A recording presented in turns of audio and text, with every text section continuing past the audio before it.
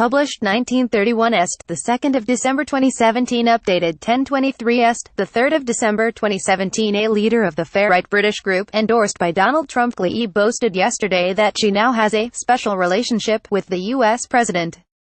Jayda Fransen achieved international notoriety last week when Mr. Trump shared her inflammatory anti-Muslim videos with his 44 million followers.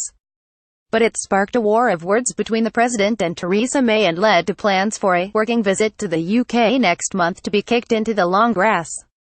Fransen speaking at a rally at Belfast City Hall. She claimed she now enjoys a special relationship with Donald Trump. Fransen, 31, deputy leader of Britain First, said, "I think the special relationship may have broken down between May and Trump." Asked if she, not the Prime Minister, now enjoys a special relationship with the President, she beamed, "Exactly." Fransen, who has claimed that Trump's retweeting of her videos amounts to an endorsement of Britain First by the U.S. President, was speaking to an undercover Mail on Sunday reporter who infiltrated the extremist organization's secret annual conference yesterday. One delegate, Paul Rimmer, who is due to stand as a Britain First candidate in local elections next year, told the meeting that Trump's retweeting of Ms. Fransen's videos was absolutely mind-blowing. He said the president had found an ally in Fransen, adding, "You couldn't get a Hollywood director to put that together. You couldn't get a novelist to write that." Britain First members outside the annual general meeting. One delegate said, "Muslims have come to take what is ours." She added, "We have got the President of the United States on our side. What an ally that is." In a rant-filled speech, he said, "Muslims have come here to take what is ours. They have come here to take over our cities, city by city, town by town." Before Mr. Trump retweeted Fransen's videos, Britain First was a marginal group with about 800 members. But his intervention catapulted the extremists into the public spotlight and they boasted of a massive injection of support. However, only 70 patriots answered the call to attend the AGM at the Boston Lakes Leisure Centre complex in Little Barford, Bedfordshire, yesterday. In addition to praising Mr. Trump, delegates applauded as Mrs. May was accused of encouraging the Islamic takeover of the UK. One speaker denounced Islam as an evil religion.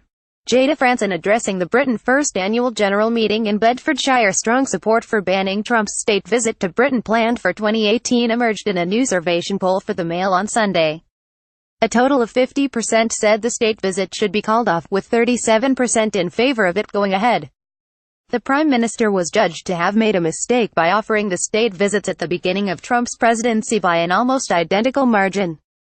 Britain First had planned to hold its conference in Coventry, but there were widespread protests when the news leaked. The group's Facebook page later stated that the location had changed to Bedfordshire due to police bail conditions faced by its leader Paul Golding and his ex-partner Fransen, who both face trial for religiously aggravated harassment. Britain First said in an email to the Most that the press was officially banned from the event. But a reporter was able to gain access after filling in an application form and paying £5. In a series of cloak and dagger instructions, he was told to rendezvous with other delegates at a remote Shell petrol station 5 miles from Cambridge at 2 p.m. yesterday. The party resorted to cloak and dagger tactics to hold their meeting, which was decorated with placards bearing pictures of Lord Nelson and Winston Churchill. They were met by a portly Britain First official called Gary standing furtively outside, who gave the reporter a postcode which turned out to be for the Boston Lakes complex around 10 miles away. He told him to ask for the Oakley suite. Once there, the reporter was greeted by Golding, who shook his hand. The room was decorated with placards bearing pictures of Lord Nelson and Winston Churchill and emblazoned with slogans such as, "Taking Our Country Back." Delegates had to listen to recordings of military marching while the start of the conference was delayed because some supporters got lost on the way.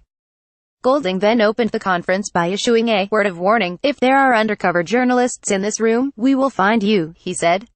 "You will get bounced off the walls and every door imaginable before you are kicked out of the building." One member of the audience then asked, "Who's this Donald Trump guy?" Fransen snapped back, "He's just a mate of mine."